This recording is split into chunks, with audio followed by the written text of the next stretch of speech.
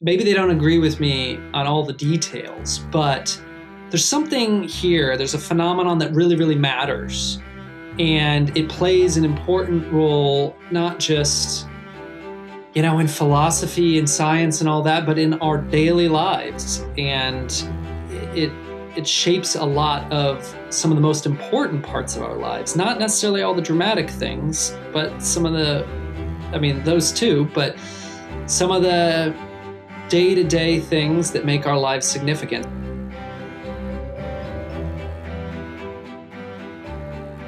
All right, so welcome everyone to today's interview, where I'm very pleased to welcome Professor Matt Duncan.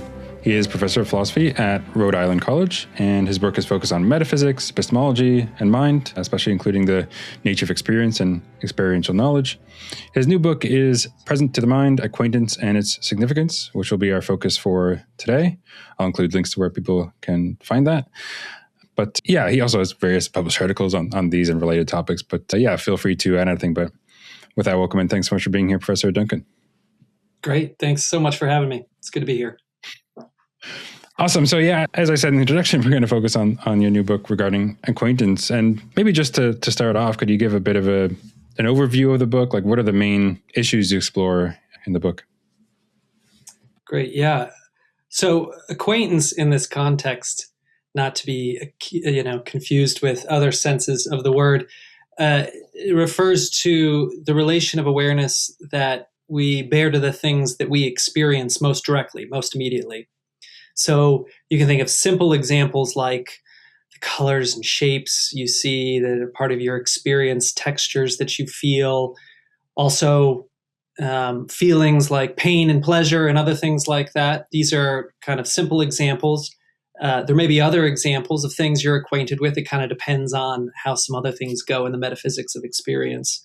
But whatever the objects of acquaintance are, the goal of the book is to defend three claims about it.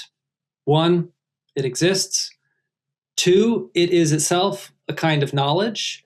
And 3, it matters in some special ways. Maybe the first of those 3 is easy enough to understand, but might be worth unpacking the second and the third. The second claim is acquaintance is itself a kind of knowledge. So here the idea is that it doesn't just give rise to or cause or justify beliefs that amount to knowledge. Rather, acquaintance, that relation of awareness, is itself a distinctive sui generis kind of knowledge on its own. So you could think about a kind of case. You're experiencing various things right now, especially perceptually and introspectively. And everyone will agree that you have knowledge of the things around you.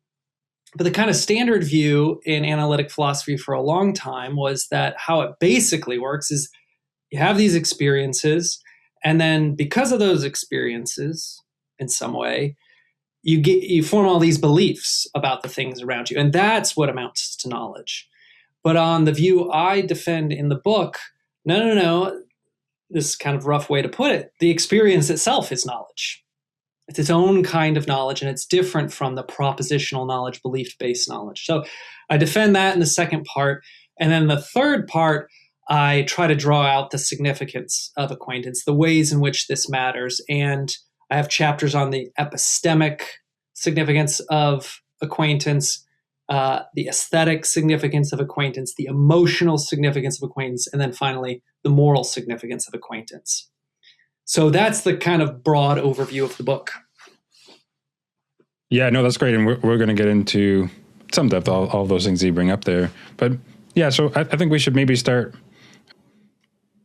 more broader, sort of as you do in the book, thinking about, well, what is acquaintance and what are the different views here and what are the different distinctions that are maybe important for thinking about it. And like one of the important figures historically for thinking about acquaintance, as you discussed, is Bertrand Russell. I mean, he had sort of notable views about that.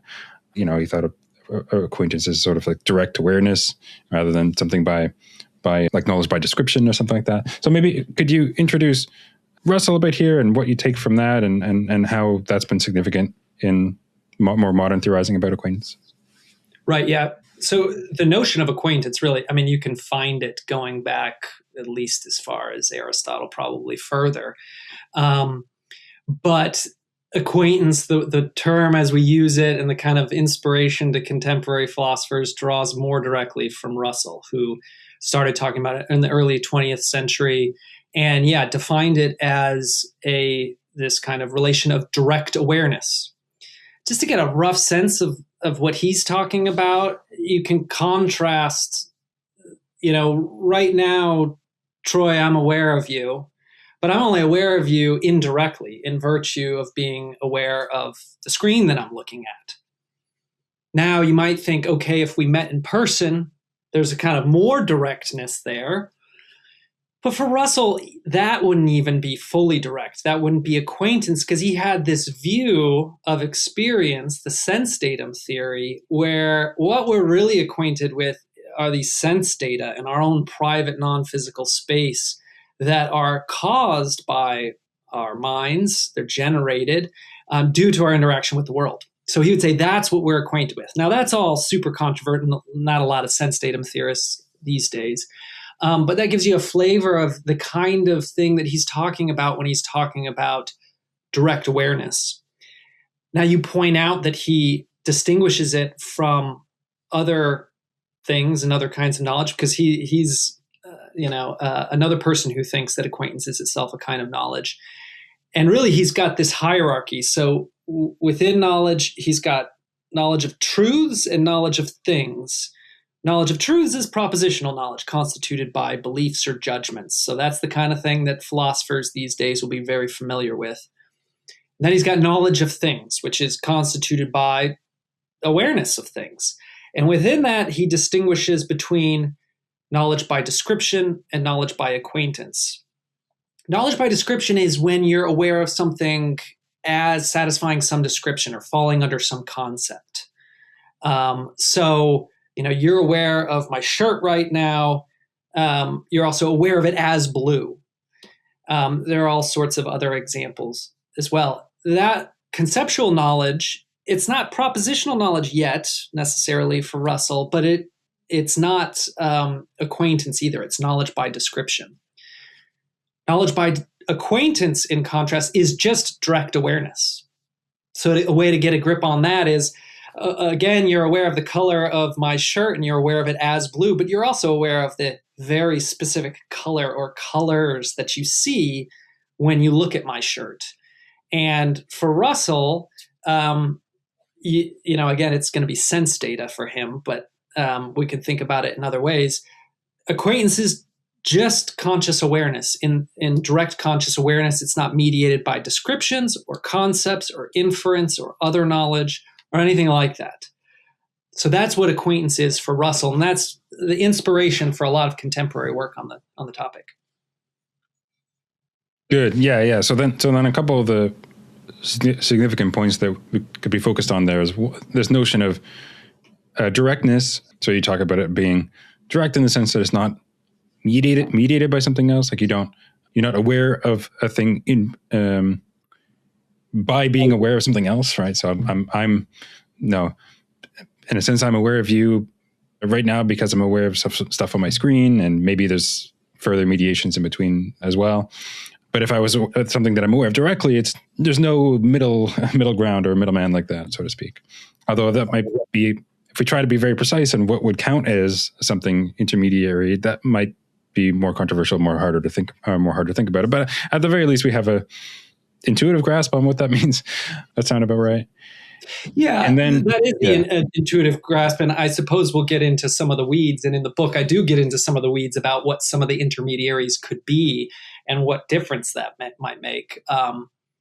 But yeah, I think the kind of intuitive grasp, think about cases of indirectness where you're aware of someone via Zoom or just by thinking about them, or maybe even the kind of causal processes involved in perception are enough of a mediator to count as not really acquaintance. Right.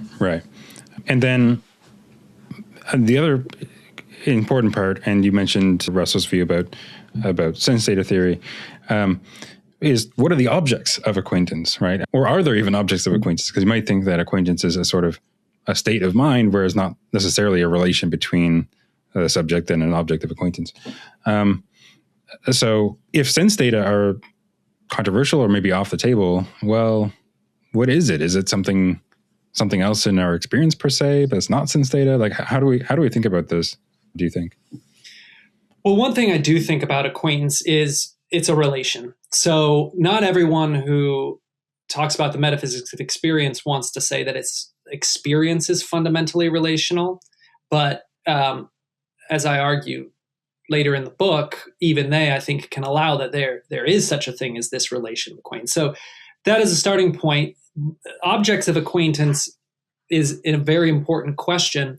And it really depends on the view of the metaphysics of experience. So yeah, if you're a sense datum theorist, then you're acquainted with sense data. There are others who talk about the metaphysics of experience, naive realists or direct realists, who talk about acquaintance with ordinary external objects. So if we met in person, you really could be acquainted with me in the strictest sense, according to some of them. Others are qualia theorists, and so they think we're maybe acquainted with our own qualia. A lot of different ways it could go, and I want to remain neutral in the book between these theories, because this book is not about which theory of the metaphysics of experience is true. I'm trying to show that anyone, regardless of their metaphysics of experience, can and should acknowledge the significance of acquaintance. So really, there are two literatures, contemporary literatures, where the notion of acquaintance we're talking about shows up. One is the kind of literature on experience, the perceptual experience in particular, and the metaphysics of experience. That's what I was just mentioning, sense datum theory. There are, naive realism, qualia theory, of course, representationalism. Representationalists say all sorts of different things. There's this other literature, important literature that mentions acquaintance, and that's the introspection literature. And there are acquaintance theorists of introspection who think that really what we're acquainted with in the strictest sense are our own experiences, or that's put a bunch of different ways. The most popular way is maybe the phenomenal properties of our own experiences, that ouch you feel when you're in pain. They think those are the best candidates for acquaintance. So you have in perception, there are options depending on your view. And then you've got in introspection, there's another literature, and a really good candidate for acquaintance is your own experiences. Yeah, good. I wonder, my own thinking might be sort of closer to something like that. I'm not sure, because we don't have to spend too much time on this, but I'm thinking that, well, okay, we have various experiences, and I think some of this acquaintance talk is a appropriate way to talk about some of those experiences, or maybe all of them in some respect. But I'm not sure we have to commit to something like, well, actually, is the relation of acquaintance between the subject or the experience and some object of that acquaintance relation. I don't know. I mean, I'm not sure that that's something that's required or well motivated, but I don't have a well worked out view about that, if that makes sense. So, but yeah. I guess I could still get on board with pretty much everything you say about acquaintance in terms of its significance to other things. So maybe it's just not a relevant point. It is relevant, and you're in very good company. I think a lot of people have that reaction. They're like, when you talk about acquaintance, you're talking about experience in ways that, I can kind of get on board for, but why do I need to talk about Bertrand Russell and this relation of awareness? And we could get into it now, or we could wait to when I get into it in the book, which is a little bit later. But I think that ultimately everyone should acknowledge that there's a relation of acquaintance. So they should be and maybe are committed to that, even if they have a view of experience that they think is not fundamentally relational. I think they should acknowledge the existence of acquaintance. Right. But then I guess I might be willing to do that, but it depends on what acknowledging the quote unquote existence of acquaintance requires, maybe. But yeah, I guess we'll get into that. And I did want to sort of work through it more or less linearly, because we talked already a little bit about direct versus indirect acquaintance. Maybe it's worth also explaining the difference between what you call like strong and weak acquaintance. And then you have an interesting argument regarding weak acquaintance. So we'll get to that. So yeah, what is strong versus weak acquaintance, and how is that relevant, do you think? Yeah, so I distinguished between these different potential forms of acquaintance, and it kind of goes along the lines of what kind of intermediaries are there between the subject and the object of acquaintance. The minimal bar for acquaintance, as I describe it, is weak acquaintance, where that is awareness of something that is not mediated by awareness of any other thing. So a good example of not weak acquaintance is me and you right now, because I'm aware of you in virtue of being aware of my computer screen. And then, maybe in person, or maybe it's my sense data or whatever it is, I'm weakly acquainted with. So aware of, but not aware of in virtue of being aware of anything else. Then there are different stronger forms of acquaintance where we countenance other mediators, potential mediators, other than being aware of something else. So suppose that, I am aware of you, we're meeting in person, and I'm aware of you not in virtue of being aware of any other thing, but you might think there's still some kind of mediator there. Like I mentioned it before, the causal process is involved. I mean, photons are bouncing off you, they're hitting my retina, they're doing all this work. There's kind of mediation between you, the object of my awareness, and me, the subject. And so you might think that there are other kinds of acquaintance that would even exclude that. And that's where, acquaintance theorists of introspection typically come in, and they say, well, look, the relation that we bear to of awareness that we bear to our own experiences, it's not mediated in this perceptual way. It's just you're directly aware of the thing itself. So that's where strong acquaintance comes in, where that is awareness of something that is not mediated by awareness of anything, but also not mediated by inference, conceptualization, other knowledge, causal processes. So you just kind of add to the list. And so it's a kind of, in a way, more robust, more direct form of awareness. Right. So the difference between, so you could be directly acquainted with something in the first sense, but that doesn't tell you whether it's strong or weak acquaintance, because there might be these other things that are not things you're perceiving as intermediaries, but nevertheless are sort of required or something for that to count as awareness or something like that of that thing. Yeah, that's good. You did also mention earlier naive realists, and I was thinking about something. I wasn't sure if this was the right way to, or right time to bring it up, but yeah. So naive realists in that sense think that in some way the objects that we perceive or the features of them are like literal constituents of our perceptual experiences. And then, well, that's a way to be directly acquainted with things because they're just there in your experience, so to speak. I don't find that view very plausible, but that's an approach someone could take. But there's another sort of view that sometimes gets called naive or direct realism, which in perception, which basically I'm understanding something like direct acquaintance, just that you perceive something not by perceiving something else intermediary. And I recall a few years ago reading a book by John Searle. He had this book called Seeing Things as They Are. I don't know, maybe familiar with it. And one thing he liked he was a direct realist in the second sense, naive realist, or whatever term he preferred. And what he would say is that, look, while it's true, for example, that there's, in many cases, there's this complicated causal process leading from the object you perceive to your perceptual experience, none of that's something you're perceiving as an intermediary, right? So the stuff going on the surface of your eye, for example, you're not perceiving that. That's just part of the process of perception.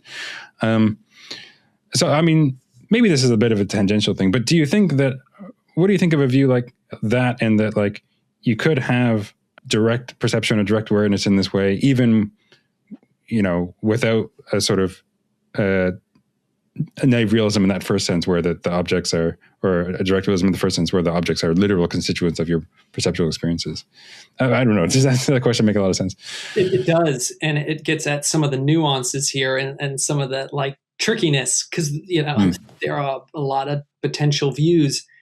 Yeah, and starting maybe with naive realism in the first sense, I've been talking in a way that I think is pretty intuitive, but just to introduce the ideas, where if you're a naive realist, then you're acquainted in some sense with external things, but there is still some kind of mediation. So it's natural to hear what I said so far as maybe you're weakly acquainted with external things, but not strongly acquainted with external things.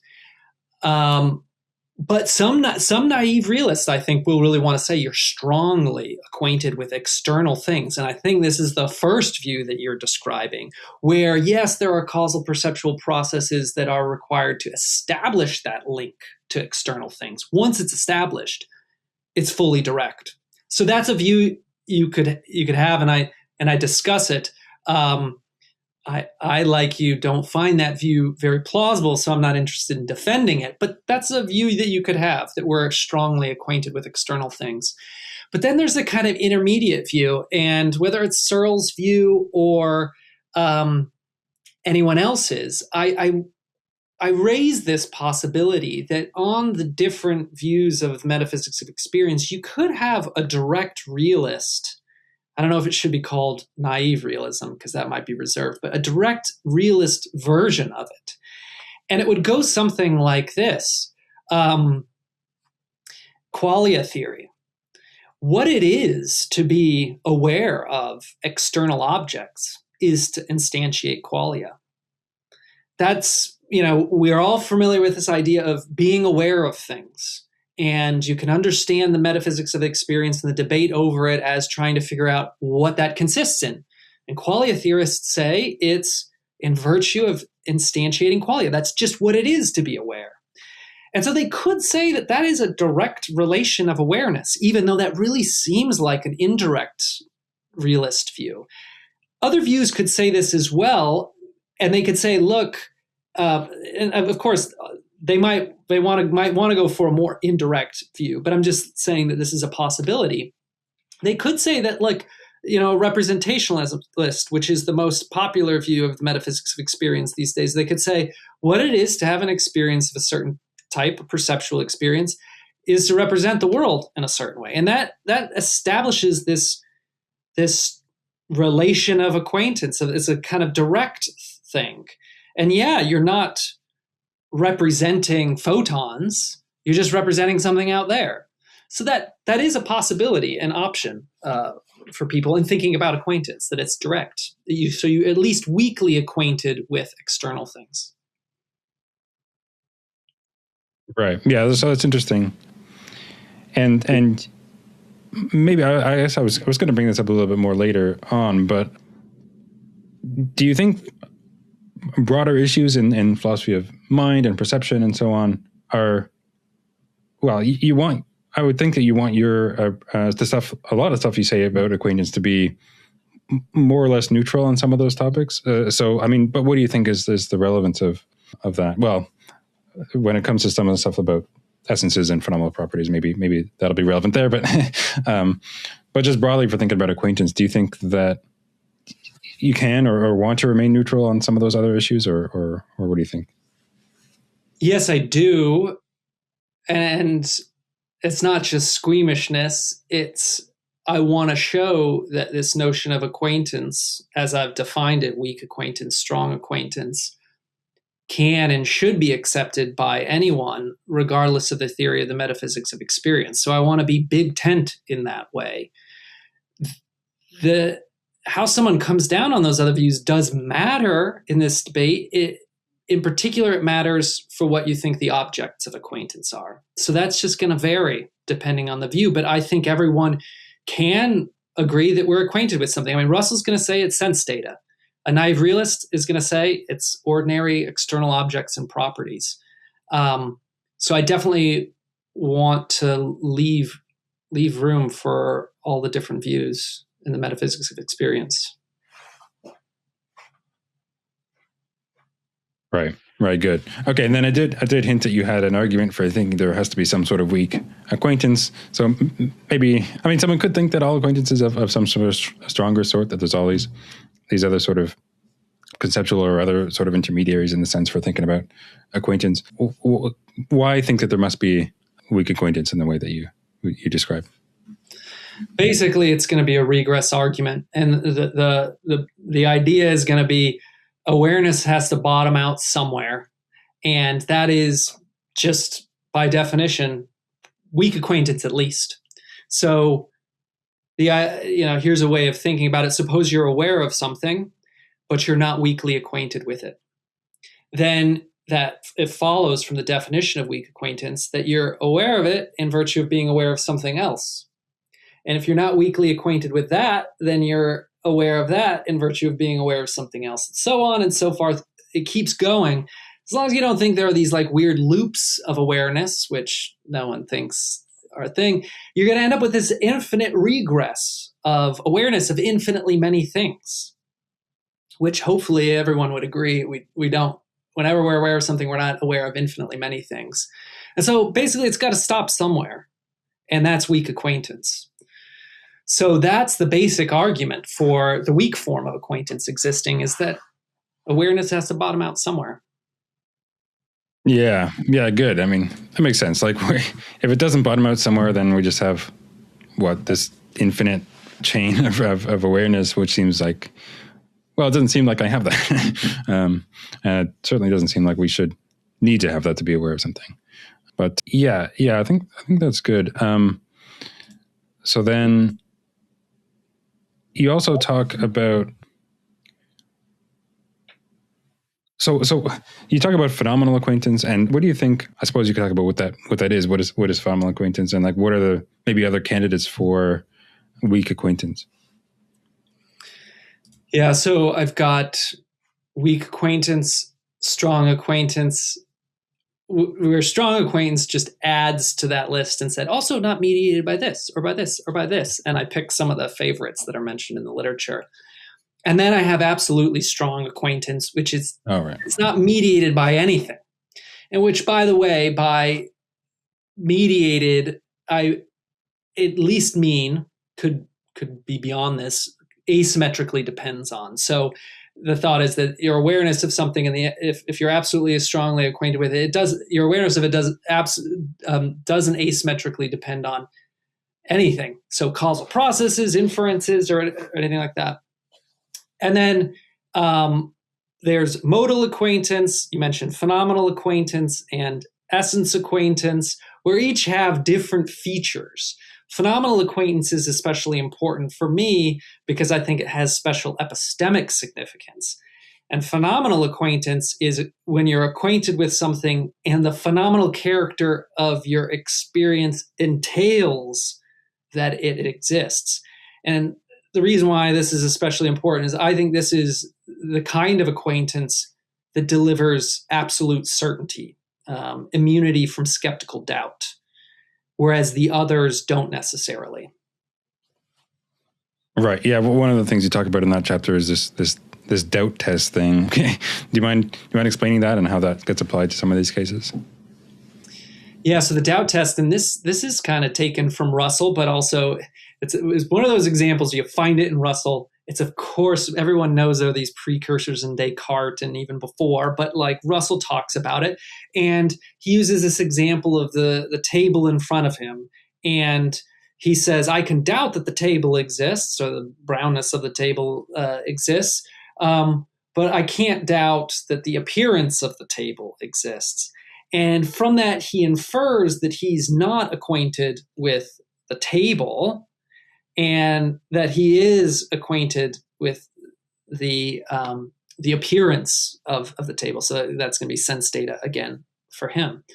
And this seems to suggest a test, various different ways to construe the test. And I kind of try to navigate through that. But one way of thinking about it is that if you can't doubt the existence of something that you seem to be perceptually or introspectively aware of, then you're acquainted with it. Then you're directly aware of it. And the I do a lot of time defending the legitimacy of the test, but the rough idea is, well, look, if you weren't acquainted with it, then you should be able to doubt that it exists, because if you weren't acquainted with it, then there's some intermediary that some evil demon or mad neuroscientist could manipulate in such a way that you could be wrong. So, if you're not acquainted with it, then you should be able to doubt. So if you can't doubt, then you must be acquainted with it. And here we're talking again specifically of the existence of things that we seem to be aware of in perception and introspection. That's the kind of scope of the doubt test. Yeah, I like that. One worry, though, that someone could have is that, well, is this going to be too strong? Because it seems like we could form incorrect judgments about our experiences and so on, and not just because of what is out there in the world, but I could, wrongly think that I'm having this sort of experience. I mean, in principle, maybe that's unusual, but I don't know. I could just come to some incorrect belief about that. Is that the sort of thing that this would rule out, or where's the line there, do you think? So I agree with you, and that's the flip. But that's that's reverse conditional. Going the other way, which right. Russell seemed to accept, but I don't accept. So I think that if you can't doubt, then you're acquainted. I don't accept the inference from acquaintance to inability to doubt. I agree with you. I think you could be acquainted with something, even in a particularly strong sense, and yet doubt that it exists. And it might be even reasonable for you to doubt that it exists. Right. You don't. That's right. You don't accept the biconditional form of the doubt test. Right. Yeah, I guess that's fair then, right? So, but then, I guess another worry that someone might have about this is that, to what degree does this depend on like just your own psychology and in what cases you just might feel certain of something? Because like if someone just feels certain of something, right, is that enough? Right? If they don't feel that they could doubt it, yeah. So what do you say about that? That it seems sort of psychology dependent. Yeah, so I try to distinguish between two different senses of doubt. There's a psychological sense, which you're talking about, which is, how convinced are you? And you're right, that's going to be flimsy because, I mean, different people have different personalities and some are way more confident than others. And I distinguish that psychological sense of doubt with this kind of epistemic sense of doubt, where it's something like you've got a very strong form of justification or something. A lot of different ways to spell that out and ways it has been spelled out. The way I prefer is that it's immune from skeptical doubt, where that means that there's no skeptical scenario consistent with the way things seem to you, where the relevant thing doesn't exist. So that, I hope, kind of weeds out some of the what am I disposed to be convinced about? You could imagine someone who's very squeamish and finds themselves psychologically doubting something, even though, they've got the maximum justification for it. I'm focused on the epistemic, the immunity to skepticism kind of doubt. Right. But then that brings in, are we going to have to start theorizing about what is epistemology and skepticism, and what are the under what conditions are we actually immune from quote unquote skepticism in that stronger sense? And that might be more difficult to think about. I don't know if we want to say anything about that now, but I do think it's more difficult. I mean, it's difficult in a different way. I agree. It's just I wouldn't want to base this particular argument on someone's psychological dispositions. So I do get into the weeds of epistemology here and elsewhere, and argue ultimately that the phenomenal properties of our experiences pass the doubt test. And I mean, this is a familiar idea, Descartes, I can't doubt that I exist or that I'm experiencing this. And so that's the kind of thought. And I spend a lot of chapter 3 kind of unpacking the epistemology there. And I think one interesting, I mentioned that I deny the biconditional. So I deny that acquaintance gives us that kind of certainty, that immunity to skepticism. And I think there are some interesting things there. The reason why I deny it is because of a scenario that some others have introduced, Chalmers and Pouts. Chalmers talks about it as Eden, where he's imagining a kind of naive realist picture where these colors, intrinsic properties of things out there in the world really are instantiated, and things out there in the world, and what it is to have this experience really is to see the redness of the apple out there in Eden. And he asks this question of, could we be certain of that redness is instantiated even in Eden? On the one hand, it seems like, well, you got acquaintance, so shouldn't you say yes? But on the other hand, wait a minute. I thought external world skepticism was still a thing, and its perception, and so it generates a whole lot of puzzles. And my take is that, no, you can't be certain in that case that the redness is instantiated out there. And it's not because you're not acquainted with it, because in the Eden scenario, you are acquainted with it in the strictest sense. It's for a different reason. It's because there are phenomenally indistinguishable experiences, like hallucination, in which you're not acquainted with the apple or its color, and you can't tell the difference between them. So you can't be sure that you're in the good acquaintance experience and not in the bad kind of case, having that kind of experience. And so what that reveals to me is that there are actually two routes to doubt here. One is lack of acquaintance.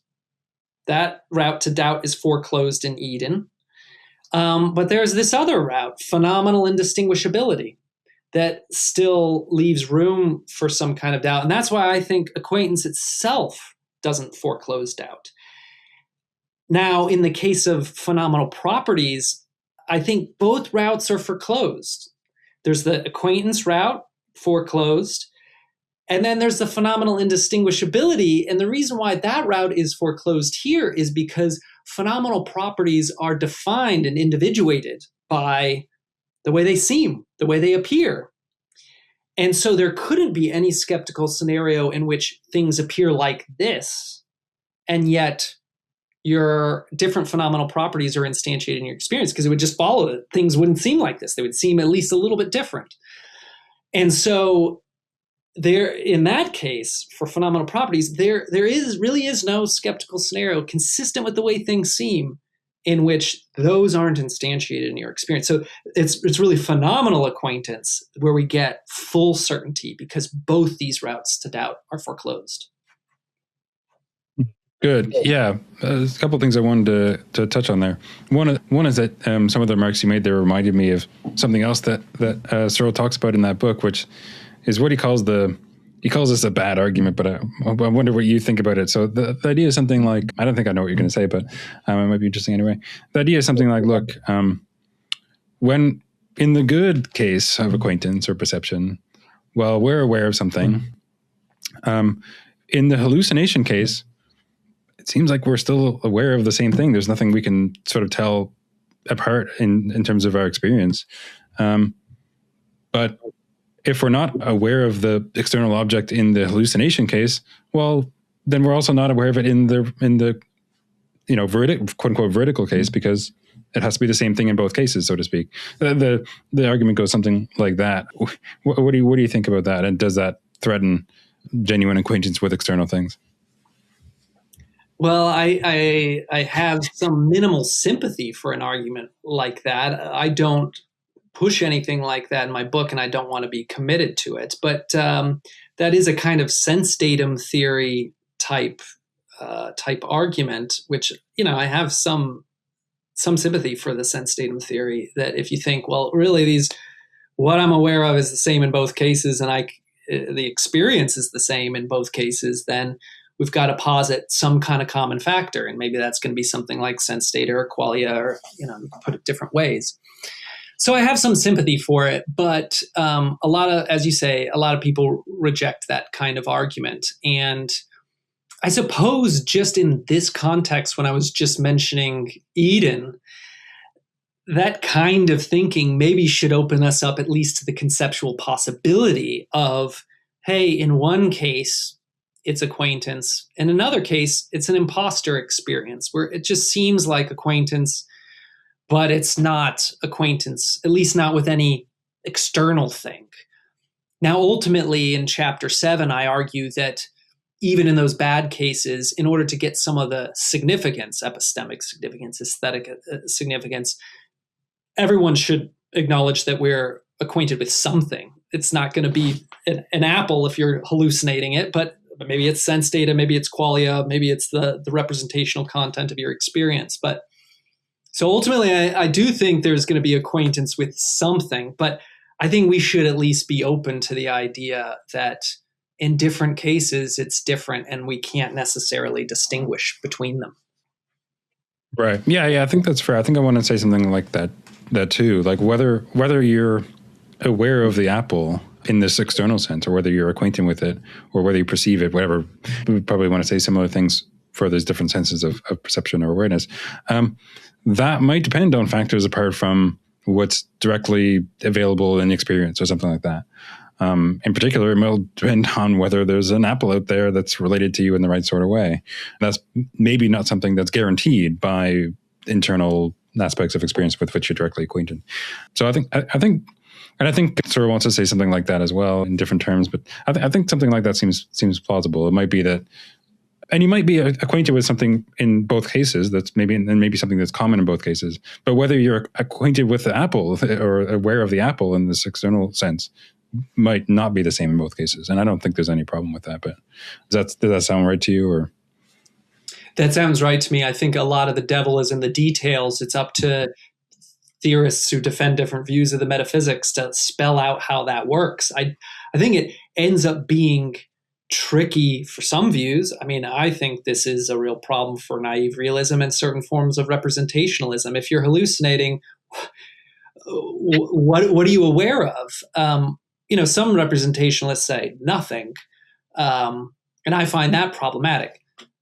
But that's all not to disagree with you that on the face of it, we should be open to the idea that different things are going on in different kinds of cases.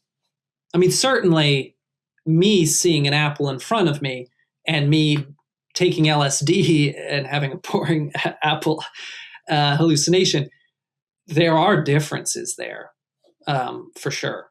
So I think conceptually we should be open to it. Again, I'm have some minimal sympathy for the sense data move, but I definitely don't insist on that in the book. Yeah, and I could see why you would have at least some sympathy for that sort of view, because if you think there's something going on in our experience that's related to us in this sort of way, an acquaintance way, well, maybe it doesn't force you into sense data theory, but it sounds like it's going to be something like that, right? Or something in that vicinity as a plausible candidate. Yeah. Right. And I think not everyone has really come to terms in contemporary philosophy. Maybe this is kind of reinventing the wheel again, but not everyone in contemporary philosophy has totally come to terms with that point. I think it's an important one. Right. And you also, we mentioned phenomenal and essence acquaintance. Maybe talk about that a little bit more. But another thing in the chapter you mentioned is like modal acquaintance, and so maybe you could comment on that. And how is that separate from or distinguished from like the absolute strong acquaintance, or however you put it? Yeah, so modal acquaintance is acquaintance with something where it would be impossible to be in the state that you're in and not be acquainted with it. It's different than strong acquaintance in that it doesn't mention mediators. It kind of has a different structure. Same with phenomenal acquaintance, actually, and essence acquaintance. So it's different in that regard. And, interestingly, at one point thought, well, maybe modal acquaintance is really the important notion, because it's like you're guaranteed to be right. It couldn't possibly be that you're wrong. But ultimately, I thought phenomenal acquaintance was the important one because, epistemically at least, because I thought you might be in a state such that it would be impossible for you to be in that state and not acquainted with the thing. And yet you could still doubt that because you don't know that you're modally acquainted with something. So it's something that I discuss, but briefly, and ultimately, and I know other people tend to think modal acquaintance is the important relation, but I end up thinking phenomenal acquaintance is the more important one. Yeah, interesting. And yeah, you mentioned a couple of things. One, having that modal acquaintance doesn't mention the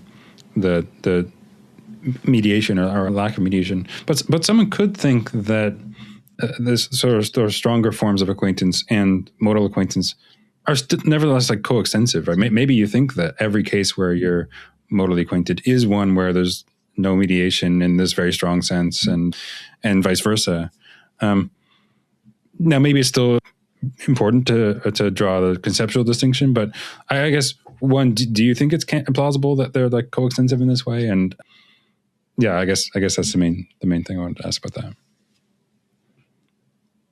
Yeah, that's a good question. And various different threads or considerations are kicking around in my head right now, including, again, and maybe this is annoying that I keep kicking it back to the metaphysics of experience, because this question of what it is to be in a state of a certain type is going to vary by the different experiences. And, so for example, a naive realist who's also a disjunctivist might say that, okay, there's the veridical experience, there's the hallucination. Maybe you can't distinguish them in some sense, but they're not the same type of state. Whereas a representationalist or sense datum theorist would say those are the same state type. So I think whether they're coextensive might depend to some extent on that. What it is to be in a state of a particular type. But that's a good question. It's one I haven't thought about that I should think about more. It's definitely possible that they're coextensive. And in laying out these different forms of acquaintance, I definitely don't mean to be exhaustive. I'm just trying to chart out some different, hopefully helpful ways about thinking of the acquaintance relation, because you find in the literature people defining things in slightly different ways, and I think it's useful to kind of be careful there. Good. Yeah. Okay. So yeah, that's something that could be explored more. But then, and then so for phenomenal acquaintance, and I guess we haven't really talked about essence acquaintance yet. So I guess what is essence acquaintance, and how do you think how is that related to our acquaintance with phenomenal properties? Yeah, so essence acquaintance is acquaintance with something, and you're acquainted also with its essence, just in the sense that in this kind of modal sense, a kind of property which it couldn't fail to have, and that falls out of phenomenal acquaintance. If you think it's the essence of phenomenal properties that they seem the way that they do, then that you're acquainted with phenomenal properties is going to imply that you're also acquainted with their essence. This is another one that maybe it's got a history, and maybe there's undoubtedly more room for discussion, but that I don't talk about that much. But there is a history where various philosophers have argued that we are acquainted with the essence of phenomenal properties, what it is they are, or in this modal sense.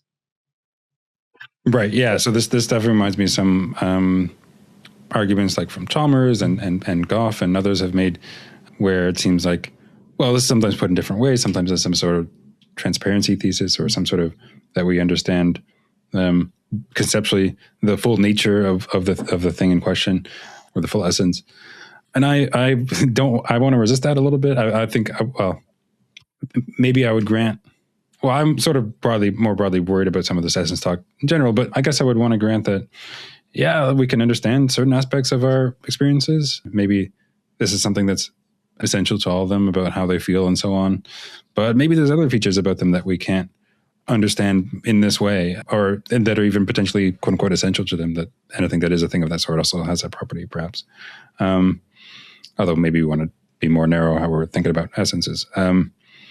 So yeah, but this gets into some of those issues about concepts and about essences and then those arguments in philosophy of mind. But yeah, I don't know if you want to say anything more about that, but well, I'd just say, I mean, yeah, there's a lot to get into there, and then I don't get into it a lot in the book, but we might distinguish between the claim that the appearance of phenomenal properties is part of their essence from the claim that it's their entire essence. What I contend is at least the part of their essence. It's consistent with that, although it's consistent with that you think there's another part of their essence that you're not acquainted with. So something like the view that you described is still on the table. Although I am myself inclined to think that phenomenal properties, their essence is exhausted by their appearance. But there's room. Right. Fair enough. And I guess the other thing about that is that, I mean, how much of this depends on your view about quote unquote properties? Because I want to say this, well, really what there is phenomenal experiences and they satisfy various descriptions. But I don't want to say there's this further thing like the phenomenal property or something like that, except as a way to talk about that experience. So maybe this turns on more general views about like ontology, or do we think that properties are literal constituents of things or something else along those lines? And I want to say no, but yeah, I wonder how much of this turns on those sorts of issues. I think this is an underappreciated and underexplored point. Here's one kind of way to get at it. And you can tell me if it's different from how you're thinking of it. In the introspection literature, they tend to not want to take a stand on representationalism now because they're talking about, introspection, not perception. And so they talk about phenomenal properties and they think of it as just kind of a neutral term, these kind of what its likeness properties of our experiences. And they think there's no harm in that because after all, again, we're not talking about perceptual experience. But I think actually it matters for some of the reasons that you're mentioning, and also for some epistemic reasons. Some of the epistemic claims about introspection that people make depends because, if you're a sense datum theorist, then what phenomenal properties are going to end up being is one thing. It might be properties of sense data. If you're a naive realist, it might look a different way. If it's a representationalist, it's a qualia theorist. So I think the metaphysics that you're describing, it should be translated into the different views. Now, acquaintance theorists of introspection generally have not done that, and they just assume it doesn't make a difference. I'm somewhat inclined to think it does make a difference. So I agree with you. So that's maybe another project for further investigation. Yeah, it's interesting. Like I wonder how much of the views and theories can be sort of translated into the different approaches without issue, and how many of them can't be. Like where those other commitments actually are relevant in that way. But yeah, an example of that. Yeah. If you're, when I talked about Eden, and you think the qualities like the colors and shapes or whatever are really properties out there, as I argue, I think that's epistemically, that's open to skeptical doubt in a way that if maybe it was sense data or something else wouldn't be. So I think it makes a difference. Right.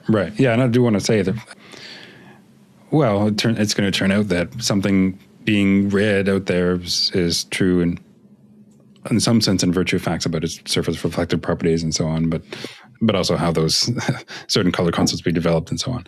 But yeah. And so the stuff about what sort of impression it makes on us is not irrelevant to whether something counts as being read and so on. But I think there's probably a complicated story to tell there about how we develop these concepts and under what conditions something counts as satisfying them and so on. But but if you didn't have that view, or if you thought that this view that there are these that colors existed out there as some sort of like primary quality, that doesn't make any sense. Someone could think that, or there's other views where, well, is it like painted over with color? That doesn't seem very plausible. So there's different views that have been discussed at length. You might go on rejecting that, and that might have bearing here. But yeah, we don't need to focus more on that now. But I think it is. I do find it very interesting, though. Yeah. Okay. So good. You've been sort of hinting at this a fair amount, but we should probably take it more directly, the sort of epistemic or how perception and acquaintance is relevant to knowledge. Because we might call it a sort of orthodox view about knowledge is that something like, well, you know something insofar as you have some sort of justified or warranted true belief regarding it. Maybe there's some further qualification to handle guttier cases, but something like that is going to be the right analysis of knowledge. But I think you want to push back on that, especially at least for the belief constraint when it comes to acquaintance. So maybe comment on that a little bit and how you think acquaintance can sort of play the role of knowledge, so to speak. Yeah. So the picture, before getting into any of my arguments for it, is you can think about steps in the process. And the orthodox view that you're describing is like, okay, you wake up, you have experiences. On the basis of those experiences, in some sense of on the basis, you form these beliefs. Those beliefs are justified, they're true, bingo, knowledge. So you get it like a couple of steps in. Now, that might be a very quick thing, and the time thing is somewhat of an artificial way of talking about it. But the point is that you need to do this extra cognitive thing. You got to believe to know. And my view is no. Experience is itself its own distinctive kind of knowledge that's not propositional, not constituted by beliefs. It's just constituted by conscious awareness of things. So that's the difference between my view and the kind of orthodox view. Right. Yeah, good. Some people want to distinguish different sorts of knowledge. Like we'll talk about propositional knowledge versus like knowledge how, or certain sort of like abilities.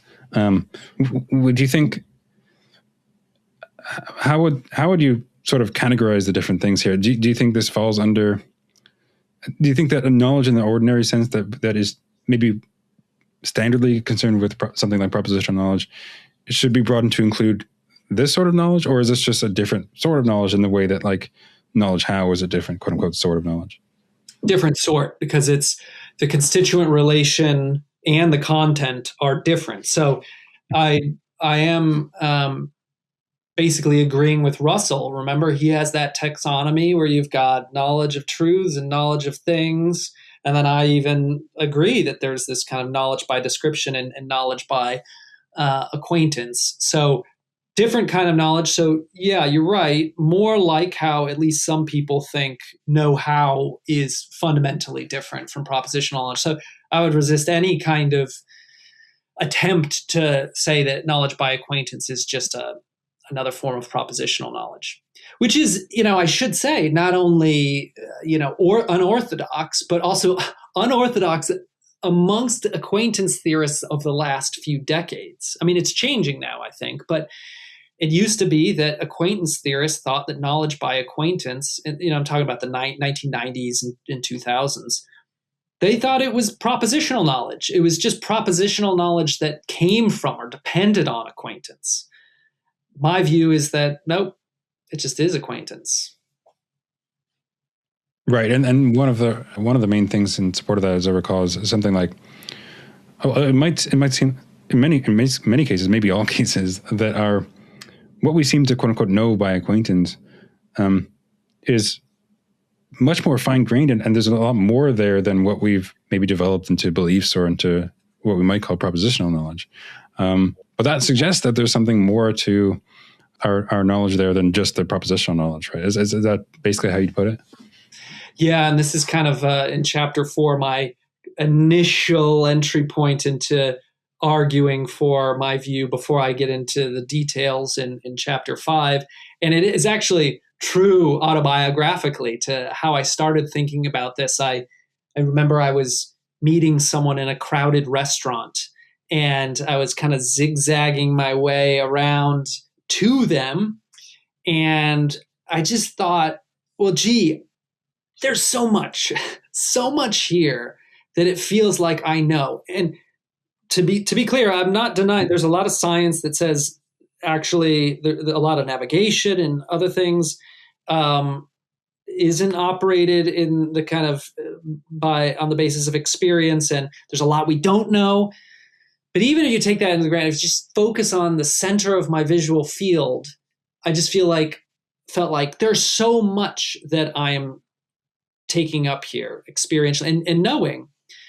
And it seemed really implausible to me that I was forming beliefs about all of those things that encode all those fine-grained details, as you say. So you've got the claim, I know a lot, but I don't believe it all. That's inconsistent with a third claim that knowledge requires belief. So that's the kind of tension that the inconsistent triad that I consider in chapter 4. Good. Yeah. And the triad is helpful too. But also, like, I wonder how much of this is dependent on like semantics. Like, so there's a question of like, what sort of phenomena are we willing to call knowledge, or is appropriately called knowledge? Because I could imagine someone saying like, agreeing with you about these facts about acquaintance and so on, but that's just not the sort of thing that we would call knowledge. I guess, how would you respond to that? And to what degree do you think this is a question of like semantics and how we're willing to use words like knowledge? I don't. This is important because a lot of people have this reaction, and it's like, gosh, I want to get the word out about it, because you could think, okay, we're debating about whether acquaintances or awareness is itself a kind of knowledge. What are the rules of the game? What kind of debate is this? And there are different ways of understanding. One is as a semantic thing, like what is the extension of the ordinary language term know? Now, as it turns out, in many, if not most other languages, there is a separate word for something like knowledge by acquaintance. So you could say that there is some semantic evidence for knowledge by acquaintance. And some people have started to make those arguments. But that is not the approach I'm interested in. I tend to think our knowledge attributions and language in this territory is a mess. And that's not, I'm not interested in fighting over what the word know refers to. So an alternative view would be like, no, there's this natural kind, knowledge out there. And we're like investigating, trying to discover what that natural, the nature of that natural kind. I'm also kind of iffy about that. I don't want to be, I've got some sympathy for the idea that knowledge is a natural kind, but I certainly don't want to be committed to it. And so instead, the approach that I very much prefer is approach that will be familiar to some people, some who's went under various names like the Canberra Plan or something like that. The basic idea is that what should settle the debate is whether or not what's relevant is the roles, these kinds of important philosophical roles played by knowledge. To get a flavor of what I'm talking about, just think of your favorite papers that say the word knowledge. Very few of them are going to talk about ordinary language. They're going to say things like, evidence is what you know, or testimony can give you knowledge beyond just what the testifier knows, or I mean, any number of other things, like your standpoint is relevant to what you're in a position to know, or knowledge is the basis of knowledge conferring inferences. So to know the conclusion of an argument, you've got to know the premises. Knowledge is used all over philosophy. They don't fight over the meaning of the term, but there's this idea that knowledge plays these roles, whether it's with respect to evidence or reasoning or behavior guidance or whatever. And my claim is really centered on, hey, those roles are played not just by beliefs. So that's a centerpiece of my argument. That's how I think it should be settled. If you want to not use the K word, fine. The important point for me is, hey, all of these roles that we thought were just played by beliefs and propositions are not. Some of them are played by conscious awareness. And so that's the more interesting thing to me, because that's what we care about. We care about these questions about evidence, testimony, reasoning, behavior. That's what the philosophy is. And so that's what I prefer. I do not want this to be a semantic thing. Right. Yeah. So if you don't want to use that label, maybe that's fine, but it does seem sort of relevantly similar to those things, or what we might call knowledge more traditionally. Yeah. And then for that inconsistent triad, like I could imagine someone saying, well, someone might already think that you can have knowledge in some sense without belief, right? So maybe they're willing to accept that we can have knowledge without belief. So we reject as you do, because like maybe knowledge how is a sort of way to have knowledge without belief, so to speak. I'm like, maybe you have to have some beliefs, but it's the knowledge itself isn't considered by belief. I guess then, yeah, I don't know. I guess that probably wouldn't be too controversial to say that we can have knowledge in some sense without belief. But if it's meant to be, and as you say, you don't intend it in this way, if it's meant to be some sort of modification of, well, knowledge in the usual sense where people are concerned with something like justified true belief or something like that, if it's not meant to be that sort of knowledge, then I think most people will probably have no issue with that. But I don't know. What do you think? Yeah, I mean, so if they're thinking about know-how, maybe they would already reject the idea that knowledge requires belief. But in that chapter, I'm kind of constraining things a little bit, and I'm saying, let's talk about perceptual knowledge, which I assume requires all sorts of know-how, sure, but is itself not know-how. So my perceptual knowledge of a red tomato, that's not itself know-how.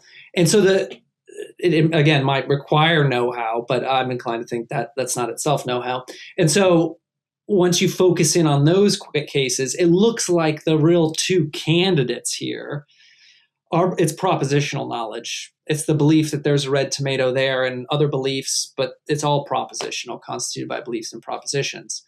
That even there, I'm saying, no, that's wrong. That's the wrong account. It's at least some of it is constituted just by awareness of things. So yeah, you're right. There's know-how, and that's another way in which people have denied that all knowledge is propositional. But saying even if you set aside that, it's not all propositional. Right. And then, as you say in chapter 5, you sort of press the case for thinking that awareness is knowledge, and you press it further. And maybe you could talk about some of the motivations you go through there, like appealing to infants and so on. Or why do you think that's well supported that awareness is a sort of knowledge? Yeah, so in chapter 5, I try to go through the various knowledge roles that I kind of mentioned a few of them, and I try to go through them kind of step by step and show that, hey, there are some cases where it looks like awareness is playing that role. So we should call it knowledge because, for that reason.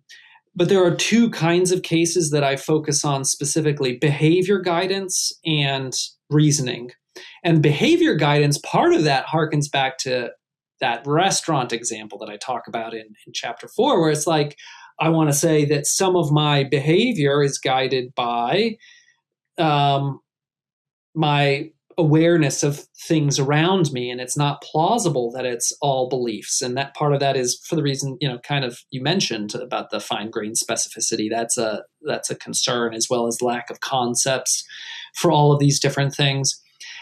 And I push that further in chapter 5 because in chapter, one potential objection, I don't find this objection compelling, to chapter 4 is to say, well, look, you could have concepts for all the various things that you experience in the restaurant and that's guiding your behavior. Some people have even given accounts of it. It's this kind of demonstrative concept where it's, your perception is saying this and that all over the place. I don't find that plausible, but I want to extend the argument further, and I appeal to the cases of infants. And I draw on some recent work and empirical work about infant perception, and it's work that Ned Block draws on a lot in his recent book on perception, though he has very different purposes. He wants to say that there's this sharp line between perception and cognition, so that's what he's trying to argue for. I'm not getting into that, but the point is, the basic idea is it looks like infants age 6 to 11 months perceive color differences, and they behave in various ways in response to that perception of color differences. Maybe they have color preferences. Maybe they just stare longer in response to perceiving color differences. These kinds of behavior is guided in a way, in the relevant knowledge way. And so we should think they have this knowledge of these color differences. But then step 2 is it's really implausible that they have the relevant concepts. And Block goes so far as to argue that we shouldn't think that they have color cognition and it doesn't get stored in working memory at all. And there are various studies that suggest this. But so then you can kind of see the argument where it's like, well, they got the knowledge, but it ain't cognitive knowledge. It's not the kind of like belief type stuff. And so that would be a case where, okay, it's just reinforcing the case I already made in my own case, argued for in my own case. But looks like knowledge is outstripping belief. So we should think that there's this other kind of knowledge. And in this case, the really obvious answer is it's a kind of perceptual knowledge. Right, good. And I think you mentioned this in the book, but don't really discuss it, is that we might also say something very similar regarding non-human animals. Like maybe there's a similar point could be made there. Is that right? Or what do you think about that? Yeah, I'm sympathetic with that. I think we need to be careful, though, because as I go on to suggest in chapter 6, where I lay out my full view of knowledge by acquaintance, I'm inclined to think that just as belief requires these extra conditions in order to amount to knowledge, it's got to be true, it's got to be justified, so too there are these other conditions on knowledge by acquaintance. Maybe it's got to be veridical. I call it being well-founded, and we could get into that. But I think it's possible that animals, at least somewhere down the chain, are acquainted with things, but they don't have the kinds of minds that would be required for that acquaintance to amount to knowledge. So while I am definitely sympathetic to a lot of animals knowing a lot of things by acquaintance, I think we should be wary of is the inference from acquaintance to knowledge, that being automatic. Right. Good. And another sort of related thing that I like thinking about a lot is issues of like vagueness. Do you think that acquaintance or knowledge by acquaintance can come in degrees, or could be sort of even indeterminate in some cases? Or do you think there's always a sort of sharp boundary, or do you have a perspective on that? Well, a lot of the standard views of vagueness are that it's like a linguistic phenomenon or an epistemic phenomenon, and neither of those are going to come in because acquaintance doesn't have any, it's not constituted by any kind of ordinary language stuff, or So the question there that would be relevant would be whether there's a kind of ontic vagueness, and specifically a sort of vagueness with respect to experience. And this is a topic that some people have been talking about recently. I'm inclined to think that experience is sharp, important. There might be all sorts of ways in which there's vagueness with respect to matters of experience, but I think in this case it's non-vague. So I'm inclined to think, no, knowledge by acquaintance is not vague. Yeah, interesting. I definitely have the opposite intuition there, like applied to this case, but also just pretty much across the board for a social mental phenomena. But I don't know, because it does seem plausible to me that if you look over our development from conception, that there's not going to be some like sharp point of which now we have acquaintance or something like that. But also, I guess even throughout the day, as like we're waking up, or even in our ancestry, maybe there was no like first member in our ancestry that was like, now they have acquaintance. It just seems like that sort of thing that, and maybe it's not. I'm not sure that it requires a sort of ontic vagueness in some stronger sense, because it might be that, well, what we have in mind by acquaintance is something that just doesn't neatly decide every case. Maybe they're sort of borderline cases given the concept. But I don't know, maybe that's something that could be explored further. Well, the sharpness thought is, if first you recognize that acquaintance is this relation of conscious awareness, then the question of whether you're acquainted with something is the question of whether you're related, if you're consciously aware of it. And you either are or you're not. Now, I get the point that given how we evolved, it's very natural to think that a lot of these things would show up gradually. And I know a bunch of people are interested in that point. David Papineau has made this kind of case. But I guess I'm inclined to think, I mean, I don't really get into it in the book at all, but I'm inclined to think, no, the lights go on at some point. And that's just how it is with consciousness. Any given being just is conscious or not, and that's a sharp thing. And I guess you could draw a distinction between being conscious and being acquainted with things. I would not be inclined to do that. So I think, given the sharpness of consciousness, acquaintance is sharp and non-vague. But I get the point. It is a surprise, but I think there are reasons to think that the surprise is true or something like that. Yeah. Fair enough. My inclination is to think that none of it is sharp, pretty much, including consciousness itself, but that, I guess, is going to be a controversial view.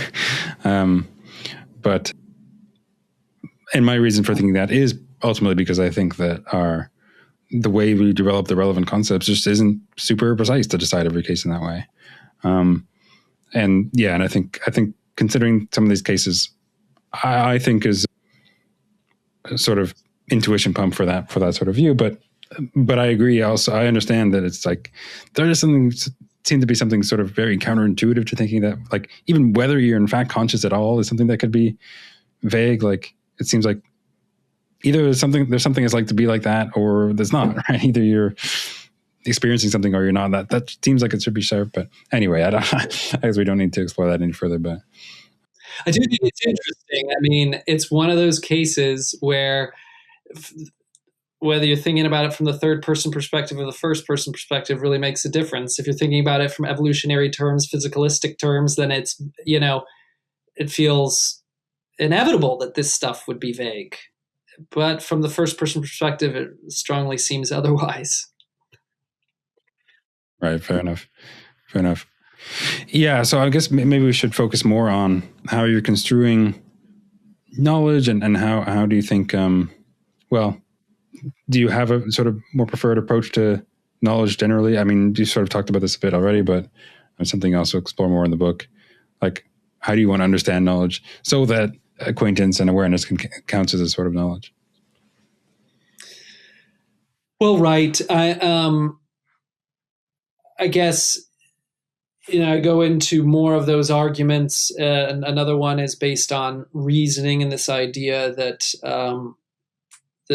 in order to know the conclusion, you got to know the premises, and sometimes the premises are awareness. But then in chapter 6, I try to spell things out, and I, think about, if you want to talk about what propositional knowledge is, you might break it down. You say, well, there's this thing, belief, and then there are these things, propositions, and then you go into those details. You say, and there are also these further conditions. I kind of take that approach, but with knowledge by acquaintance. So I start with the awareness relation, which is parallel to belief. And there, again, I'm wearing my, neutrality hat, where I'm not taking a stand on what awareness is, because I think it depends on the metaphysics of experience. So I just kind of lay out the different views, but it's this familiar thing that we have that, that's kind of a starting point for those debates, really, just that we're aware of things that we experience. So I'm sticking with that kind of intuitive starting point, and then looking at the different options, and as well as the objects acquaintance. So it's not propositions, it's properties or objects that are the kind of contents of knowledge by acquaintance. Again, that depends, which objects and which properties depends on the metaphysics of experience. But it's at least different than, it's objectual knowledge. It's not propositional. And then I consider whether, there are these further conditions. And I am inclined to think that there's like a veridicality condition on knowledge of things. One way to see that is, listeners, you might recall this hierarchy. We got within knowledge of things, there's knowledge by acquaintance and there's knowledge by description. And I think of both of those counting as the kind of awareness knowledge. And if you think about knowledge by description, I'm aware of something as satisfying some description, or something I conceptualize. Well, that conceptualization can get it wrong. And we want to say that's not going to amount to knowledge if I'm aware of, your sweatshirt as red because I misconceptualized it. So there's a case where it's like you want a verticality condition on this knowledge of things. I mean, I'm inclined to think that there might even be a verticality condition on knowledge by acquaintance too, but it's just kind of trivially satisfied. And then so that's that's parallel to truth, and then there's the condition that would be parallel to justification, and I call it well-foundedness. So I think you might be acquainted with something, but if it was, your state was formed on the basis of hallucination, if you know that you're taking LSD or something like that, then even if you're acquainted with it, then it might not be a kind of state that's well-founded. And then there's going to be all sorts of other kinds of cases where you conceptualize something and it's knowledge by description and it's not well-founded. So I think there are these extra conditions on knowledge by acquaintance. There's some interesting literature that's coming up that people are talking about the normativity of acquaintance, and there's a lot of focus on the role of attention in that. So there's another kind of case where you could be acquainted with things in the periphery, and yet you might not think that counts as knowledge by acquaintance because you didn't attend to it sufficiently. I'm sympathetic with that. And then I consider whether there's some kind of safety condition on knowledge, because that's the kind of Getty. I do think there are these Gettier cases for knowledge by acquaintance. And so those are just some of the contours of the view as I lay it out in chapter 6. Good. Yeah, something you said there made me think of this following question. Do you think there's any sense to talking about like unconscious or subconscious acquaintance, or is it all necessarily part of your conscious awareness? That's a good question. It's one of those things that I just treat as a starting point. Let's talk about the conscious stuff.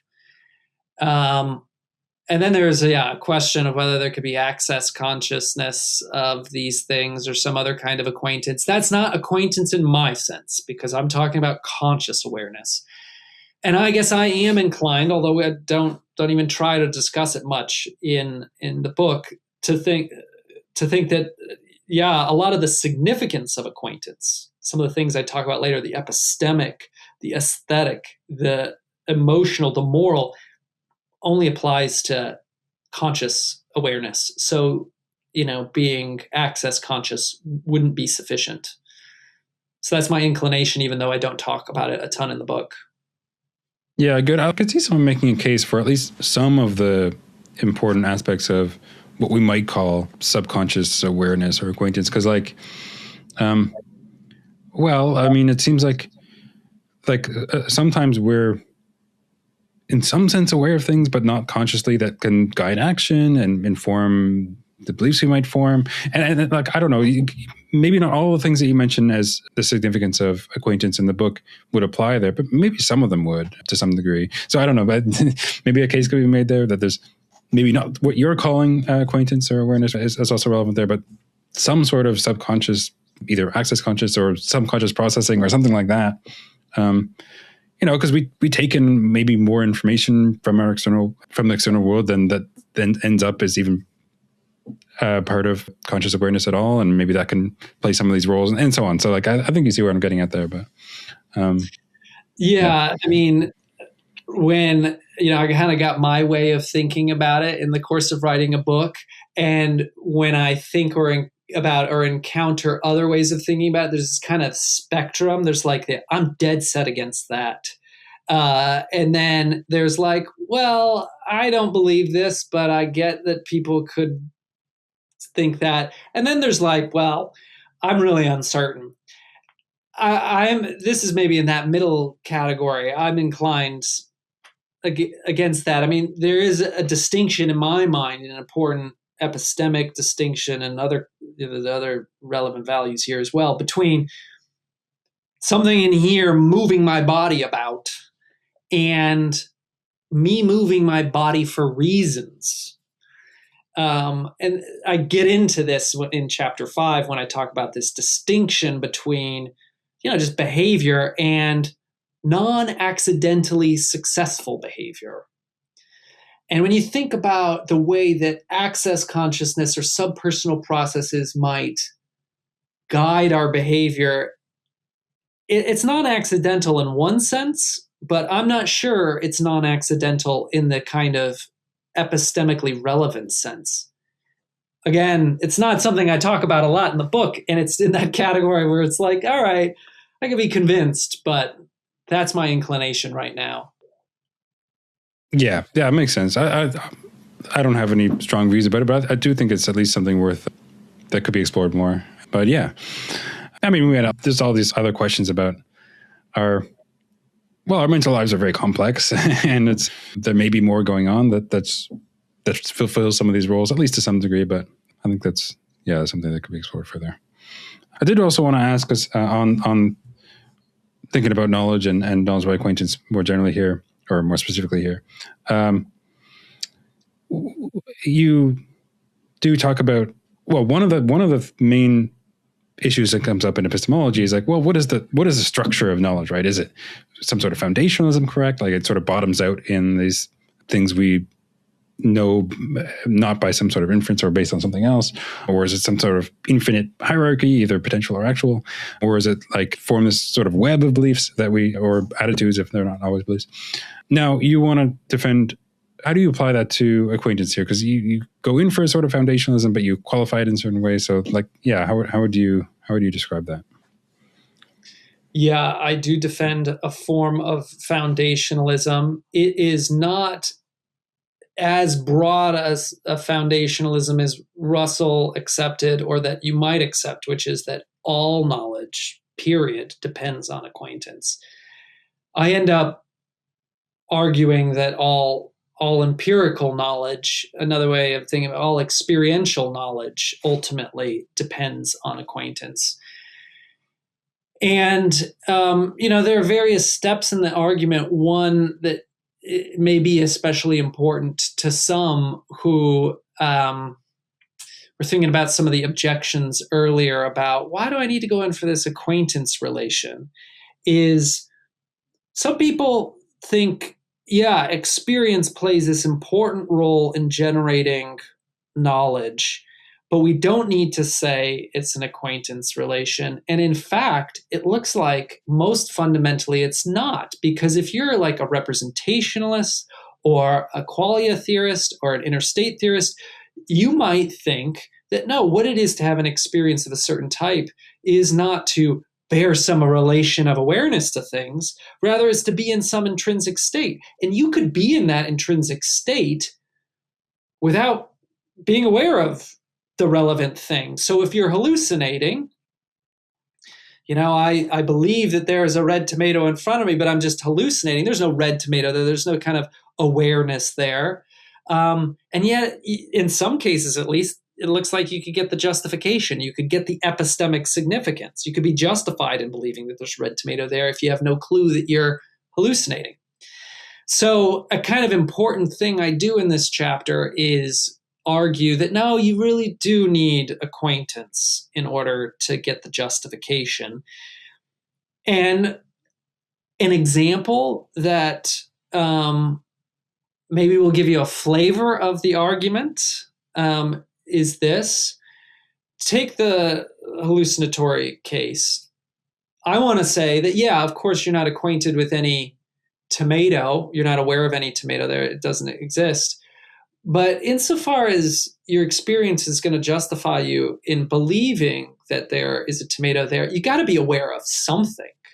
Otherwise, how would maybe it's your experience, maybe it's your qualia, maybe it's the representational content of your experience. Otherwise, how could that possibly justify you in believing that there's a tomato there? Now, a representationalist or something similar might respond by saying, it's not by being aware of anything. It's just in virtue of the fact that your experience says there's a red tomato there. But to this, I think it's crucial to ask this question, are you aware of it saying that? And then here's the kind of example that maybe will give you a flavor. Suppose you tell me that there's a red tomato in the room you're in right now. I can't see anything in your room, but suppose you tell me that. And so I believe that there's a red tomato in your room. Now, suppose there isn't. You're lying, or maybe someone took it away or something like that. Still, I might be justified in believing that there's a red tomato in your room because you told me testimony is a good source of justification. But notice that presupposes and indeed requires that I heard you say that there's a red tomato. If you said it and I didn't hear it, or if you didn't say it, then I'm not going to be justified in believing that there's a red tomato in your room. So likewise, I want to say in the case of experience, even if it's not a red tomato or a sense datum or something that you're aware of in that sense, unless you're aware of your own experience saying that, it's not going to provide justification. So in order to get the justification, the epistemic goods, you really do need acquaintance with something. So that's the kind of example just to illustrate the structure of the argument, or the flavor of the argument, rather. No, good. Yeah, that makes a lot of sense to me, right? I mean, those examples seem fairly obvious. I think, like if you don't hear what's being said, or see what's, or at least seem to see what's the case, well, what warrant do you have for coming to that judgment? At least it would have to be something else, right? It would have to be something. But yeah, at least for accounting as being aware of that thing in the world. I mean, you have to have some sort of connection like that to it. I would think you can't just find yourself believing it and saying, well, I guess I'm justified just in that way. I guess, To add, sorry, I didn't mean to interrupt. Well, I was just going to say, like, maybe if you somehow knew that your beliefs tended to be true, even if they weren't connected in that sort of way, then maybe you could sort of come to that conclusion that maybe you were justified even without it. But maybe that seems like an extreme unrealistic case. Yeah, that's not generally a reliable process, but right. But yeah, I mean, and another thing to add here that, again, speaking to the people who are skeptical of the having to add an acquaintance layer to experience, is some people might be thinking, well, again, I just think experience is this intrinsic state. It's not a relation. But to that, I want to say, okay, fine. Fundamentally, it's not a relation.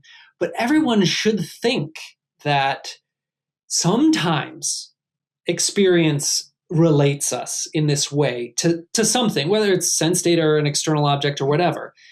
Otherwise, it's really difficult to see how we could have any knowledge of anything in the external world, or the internal world for that matter, if we're not sometimes aware of things. And what I think someone like a representationalist or a qualia theorist should say is that, look, at least in the good cases, the representation or the instantiation of qualia establishes and partly constitutes that relation. That's how we become aware of things. So it's there in the good cases. It's just in the bad cases, I think that relation is going to be to something else. And it has to be to something else, or else you wouldn't get the epistemic significance. At least that's what I argue in that part of the book. Good. Yeah. We'll go a little bit longer. I don't want to spend too much time. And so we're probably going to, the last few chapters in the book where you talk about like the aesthetic and emotional and moral significance and other aspects of the epistemic significance of acquaintance, we might skip over a bunch of that, but maybe if you want to just talk about how you think that acquaintance or awareness in a sense can be morally significant. Why do you think that's an important aspect of it there? Well, the kind of thing or issue that I address in chapter 10 about the moral significance kind of started in a different place, and then it kind of, for me, and this is just autobiography, and then kind of came into the acquaintance realm, is I was really intrigued by an idea which it seemed like a lot of philosophers have, but to our in the past, but then to our contemporary ears can sound kind of strange, and that is that what we're like morally could be interdependent in some ways on what we're like epistemically, such that, there's this kind of the beatitude, blessed are the pure of heart, for they shall see God. The idea is like, if you're good, that somehow puts you in a better position to know certain things, not necessarily about God, but, and so I was intrigued by this, the idea that, and it's a weird thing because the way I put it is there are a lot of jerk geniuses and simple saints. There are a lot of people who are very smart and yet not very good morally, and some very good morally people who are not particularly smart. So the connection can't be that. And I wondered what the connection is and if it has anything to do with acquaintance. And so I kind of have arguments going in both directions. The arguments are meant to show in one direction that our epistemic character depends in part on our moral character, and in the other direction that our moral character depends on our epistemic character, where epistemic character for me is going to be focused on knowledge by acquaintance or things downstream from that. The way in which I argue that our epistemic character depends on the moral is because what we're like morally is going to determine, at least in part, the kinds of things we attend to and how we attend to them. Here I'm drawing on work by others, Iris Murdoch and other people who talk about these sorts of things. And I really like to stick with ordinary kinds of cases where you think about interacting with a friend or a partner or a colleague or your child. And you think about the ways in which your moral character will tend to cause you to attend to the person that you need to comfort, who's suffering.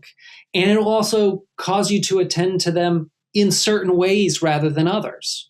So this, and that's going to give you knowledge of them, experiential knowledge of them that you wouldn't have had otherwise, because maybe you'd be attending to other things. So that's in that direction. Like, okay, what you're like morally is going to depend on the experience, is going to determine the experiential knowledge you get.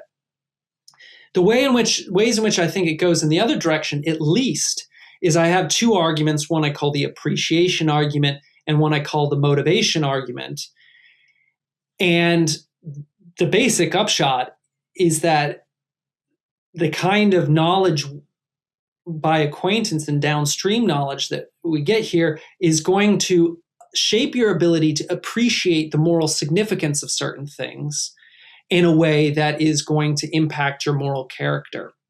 So for appreciation, I'm thinking about having experiences of, pain and pleasure and suffering, but also empathizing and feeling compassion and feeling this feeling I call the feeling that I discuss in chapter 9. These are the kinds of experiences, and gaining knowledge of them is going to allow us to appreciate the moral significance of pain and pleasure and other things, what others are going for, in a unique way that will shape our moral character. And the second thing, there's appreciation and there's motivation. I think there's a unique kind of motivation that we get from, having this kind of experience. Feeling pain is very different from being told about pain. And that can roughly approximate the kind of difference that I'm talking about. There's a unique kind of moral motivation that will come from having certain kinds of experiences. And so that shapes our moral character too. So that's the kind of interdependence that I talk about in chapter 10. Good. Yeah, this reminds me of, because a few years ago I talked with Susanna Siegel about her book, The Rationality of Perception. And I see some related topics there. Because there she thought that, look, the perceptual experiences themselves could be rationally evaluable in a sort of way, even if we're not, it's not it's not just the fact that we might use that to perform some sort of further inference or something like that. But I forget the exact details, but it was something about how, like, insofar as these perceptions or how we perceive can be influenced by sort of irrational attitudes, maybe certain biases like racial or sexual or stuff like that, that could make the way we perceive the perceptual experience irrational in a certain way. And it was something like that. I mean, do you find some common ground there, or do you think? Yes, I mean, certainly there's a common ground in that I think experience is rationally evaluable. That kind of falls out of knowledge by acquaintance. I mean, Susanna Siegel's arguments come at it from a slightly different angle, where she wants to think that some experiences are the product of inferences from these background beliefs. I'm not so sure about that. I think they're rationally evaluable because I think they're the basis of inferences in a certain kind of way. But yeah, there is also the connection point where there are certain biases in whether or not they are what we infer in any sense experiences from. I certainly think they shape what we attend to and how we attend to them, and how we conceptualize them. So there's definitely a common ground there, and I mentioned a little bit of that common ground when it comes to biases in the chapter. Good. Yeah. I'm remembering some of her stuff now, because there was the whole inference for the reckoning stuff, and sort of how these states can count as inferential in some sort of respect, even without the sort of belief state. But even if we don't go in for all of that, we might still think that for some reason or another, these perceptual experiences or acquaintance is sort of rationally valuable, but also just epistemically relevant in many of the ways that you discussed. So, yeah. And also relevant to these other things as well. But yeah, good. And we haven't covered everything in the book, but we've been going for a while, so I do want to wrap up soon. Maybe a couple questions to end off. One, do you mind just giving a kind of recap, or what do you think the sort of main takeaways are you want people to have from this book and the discussion here? Mostly stuff we maybe discussed throughout, but give a sort of quick recap there. Yeah, so there are those three claims that I defend: that acquaintance exists, that it is itself knowledge, and that it matters. We've covered, those first two in more detail, and I mean, I certainly hope that's a takeaway for some, at least. But with respect to the third part, that it matters, and again, epistemically, aesthetically, emotionally, and morally, I hope they get a sense that, yeah, there's something here. Maybe they don't agree with me on all the details, but there's something here. There's a phenomenon that really, really matters.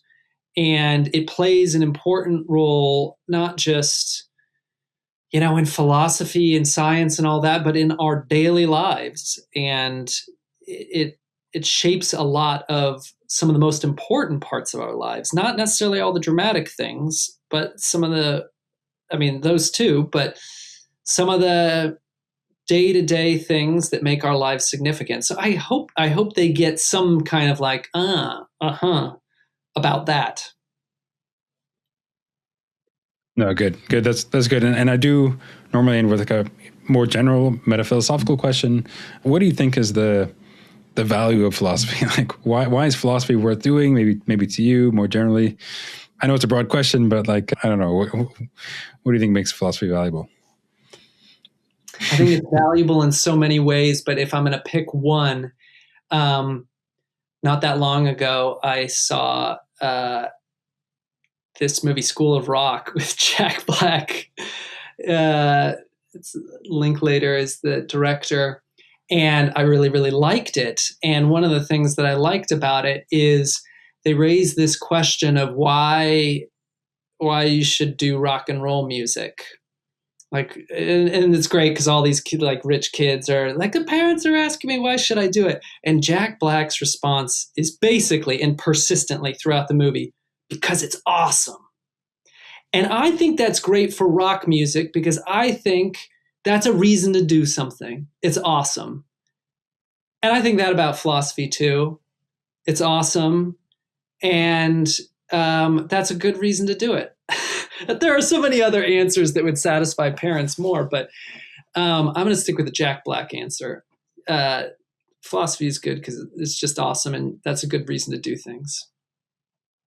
No, I like that for sure. It actually reminds me of, I had Frank Jackson on, and he gave a sort of related answer. He said something to the effect of like, look, we're partly in this world to do things that we enjoy. And like, I like playing tennis, I like doing philosophy because it's a fun thing to do. And it's, I don't know. I think I find a lot of these issues that come up in philosophical contexts worth exploring just because, well, for different reasons. I mean, there might be practical purposes and intellectual purposes, but you might also just enjoy it and find it awesome in the way that you put it as well. But yeah, very good. So yeah, I'll include, this will be out after, I think it's published on the 10th. So this will be out after that, if I recall correctly. So I'll include links to where people can find the book if they want to read more on OUP or Amazon or wherever it's available. And yeah, thanks so much for coming on, Professor Duncan, and writing this book and taking my questions. It's been great having you. Thank you, Troy. I really appreciate it. It was a fun conversation and it's a great opportunity. Thanks.